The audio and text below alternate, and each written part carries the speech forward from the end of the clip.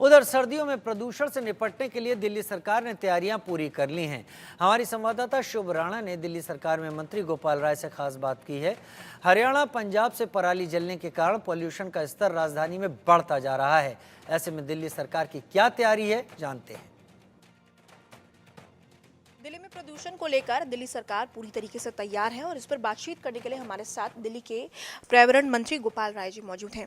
Sir, आप लगातार guidelines जारी कर रहे हैं इस बार प्रदूषण से लड़ने के लिए, क्या कुछ तैयारी है? क्योंकि इस बार आपने फाइन लगाने की बात कही है, 2 लाख का फाइन लगेगा, क्या कुछ गाइडलाइंस है सर? देखिए, दिल्ली के अंदर सर्दियों के प्रदूषण को नियंत्रित करने के लिए सरकार ने 21 सूत्री विंटर एक्शन प्लान घोषित किया है।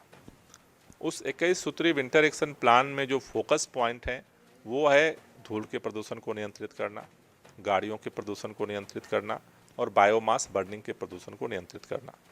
अब बारिश बंद होते ही धूल जो है वो उड़नी शुरू होती है, इसलिए सबसे पहले जो फोकस जो अभियान हमने चलाने का निर्णय लिया है वो एंटी डस्ट कैंपेन। 7 अक्टूबर से 7 नवंबर तक ये एंटी डस्ट कैंपेन दिल्ली के अंदर चलाया जाएगा। इसके लिए 13 विभागों को जिम्मेदारी दी गई है, जिसमें 523 टीमें गठित की गई हैं जो फील्ड में उतरेंगी और जगह जगह जो है वो इसका इंस्पेक्शन करेंगे। जहाँ जहाँ कार्य हो रहा है उन लोगों को 14 सूत्री गाइडलाइन को फॉलो करना है। जो लोग इसको फॉलो नहीं करते हैं उनके खिलाफ ये कार्रवाई होगी।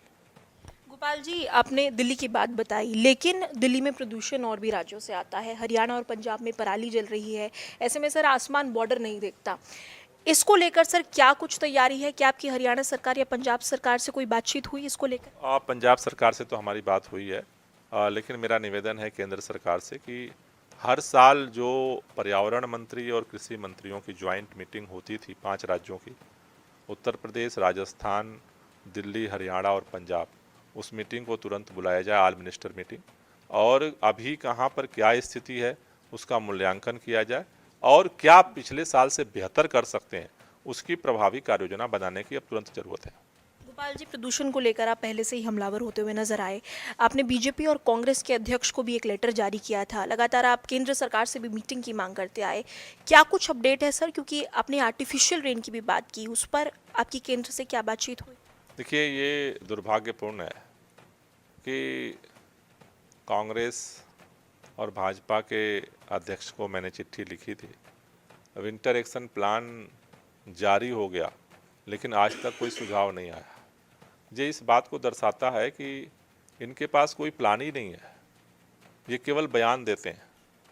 उसके उलट हमने जो एक्शन प्लान घोषित किया है उसको लागू करने के लिए केंद्र सरकार से हमने सहयोग के लिए अपील की है। कृत्रिम वर्षा के लिए, आर्टिफिशियल रेन के लिए हमने चिट्ठी लिखी थी, उसमें केंद्र सरकार की बहुत सारी परमिशन चाहिए। तो जल्दी अगर उसमें मीटिंग होकर के प्रयास होगा तो मुझे लगता है कि समय रहते हम तैयार हो पाएंगे और इस साल हम उसका पायलट कर पाएंगे।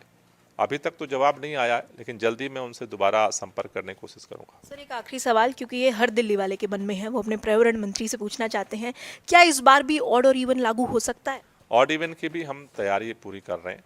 अगर इमरजेंसी सिचुएशन आती है और ज़रूरत पड़ती है, जो भी ज़रूरी कदम है हमारा, देखो चूँकि दिल्ली का प्रदूषण केवल दिल्ली का नहीं है, चारों तरफ से पोल्यूशन आता है, लेकिन दिल्ली सरकार अपने हिस्से में जो कुछ भी कर सकती है उससे ज़्यादा करने के लिए हम तैयार हैं।